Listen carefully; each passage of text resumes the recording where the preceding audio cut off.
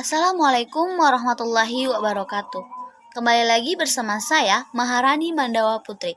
Baik, di video kali ini saya akan menjelaskan tentang kritik sastra. Kritik sastra, apakah itu kritik sastra? Apa definisi dari kritik sastra? Kritik, berarti kita mengkritik suatu karya sastra. Kritik sastra adalah suatu bidang studi sastra ataupun kesusastraan yang bagaimana kita menghakimi suatu karya sastra tersebut, yang dimana karya sastra itu bermutu atau tidaknya untuk kedepannya, baik atau tidaknya untuk kedepannya bagi kritikus. Beberapa ahli mengatakan bahwa pengertian dari kritik sastra itu, yang pertama menurut Graham Hawk, yang dimana Graham Hawk mengatakan bahwa kritik sastra itu bukan hanya melainkan tentang interferensi, pertimbangan nilai, ataupun yang lainnya. Tetapi kritik sastra itu meliputi nilai bagaimana hubungannya dengan kemanusiaan yang lain. Selanjutnya menurut Ren Welek dan Austin Warren, yang dimana mereka mengatakan bahwa kritik sastra dapat diartikan dalam suatu objek ataupun suatu cabang ilmu sastra yang melakukan analisis penafsiran terhadap penilaian suatu karya sastra. Mereka menilai bagaimana karya sastra tersebut. Selanjutnya, sejarah kritik sastra. Sejarah kritik sastra. Kritik sastra sudah ada pada zaman dahulu.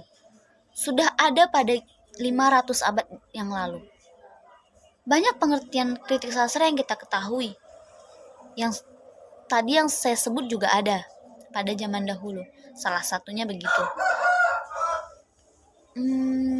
Kritik sastra itu meliputi dengan bagaimana politik, budaya. Selanjutnya, ciri-ciri kritik sastra. Yang pertama, memberikan tanggapan terhadap objek kajian. Namanya kita mengkritik, pasti kita memberikan suatu penilaian, suatu tanggapan apa yang harusnya kita kritik. Selanjutnya, memberikan pertimbangan baik dan buruknya terhadap suatu karya sastra. Yang dimana kita sudah mengkritik, tentu kita akan memberikan apa itu baik dan apa itu buruk dari karya sastra tersebut. Kira-kira apa kurangnya dari karya sastra ini? Kira-kira baiknya karya sastra ini bagaimana? Begitu. Selanjutnya bersifat objektif. Pasti sudah tahu bersifat objektif bagaimana. Selanjutnya memberikan solusi ataupun kritik konstruktif. Solusi. Pasti kita akan memberikan solusi ketika kita sudah mengkritik suatu karya. Kalau misalnya kita tidak bisa memberikan solusi pada suatu karya sastra, kita tidak perlu mengkritik. Kita tidak perlu memberikan baik atau buruknya karena kita tidak memberikan solusi. Jadi kalau misalnya kita mau kritik suatu karya sastra, kita harus memberikan solusi juga terhadap karya sastra tersebut. Selanjutnya, fungsi kritik sastra. Yang pertama, fungsi kritik sastra bagi pembaca. Yang pertama, membantu memahami suatu karya sastra.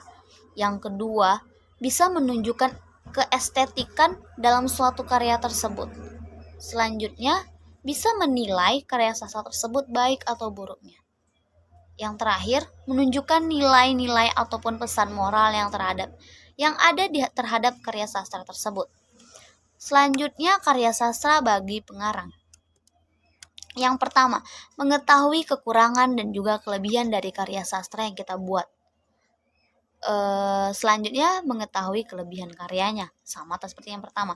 Selanjutnya, mengetahui masalah-masalah ataupun apa kira-kira yang dari karya sastra kita itu baik untuk dikembangkan. Apa karya sastra kita itu yang buruk ataupun yang baiknya, yang mana kita buang ataupun yang mana harus kita ambil untuk misalnya kita angkat ke jenjang berikutnya. Selanjutnya, manfaat kritik sastra. Manfaat kritik sastra bagi penulis. Yang pertama, mendorong laju perkembangan sastra baik secara kualitatif maupun kuantitatif. Selanjutnya, memperluas cakrawala atau pengetahuan bagi penulis, yang dimana ketika penulis sudah tahu ataupun mengetahui karya dia ini sudah dikritik atau belum oleh para kritikus. Jadi ketika karya mereka sudah dikritik, mereka tahu apa yang selanjutnya mereka akan buat, permasalahan apa yang mereka lanjutin untuk karya sastra selanjutnya. memperluas cakrawala atau wawasan sehingga mereka mengetahui apa yang mereka buat untuk kedepannya. Selanjutnya, macam-macam pendekatan dalam karya sastra ataupun kritik sastra. Yang pertama itu ada pendekatan mimetik, yang kedua ekspresif, yang ketiga pragmatik, yang keempat objektif, yang kelima struktural, yang keenam semiotik, yang ketujuh sosiologi sastra, yang ke-8 pendekatan resepsi sastra, selanjutnya psikologi sastra, moral, dan terakhir ada feminisme. Baik, hanya sekian yang dapat saya sampaikan. Apabila ada kata-kata saya yang salah, saya mohon maaf. Ingat, jika kita mengkritik karya sastra, kita harus mengetahui kelebihan dan kekurangan karya sastra tersebut. Tidak bersifat pribadi ataupun yang lainnya. Dan jangan lupa kita memberikan solusi kepada karya sastra tersebut, sebaiknya harus bagaimana untuk kedepannya. Sekian, terima kasih. Wassalamualaikum warahmatullahi wabarakatuh.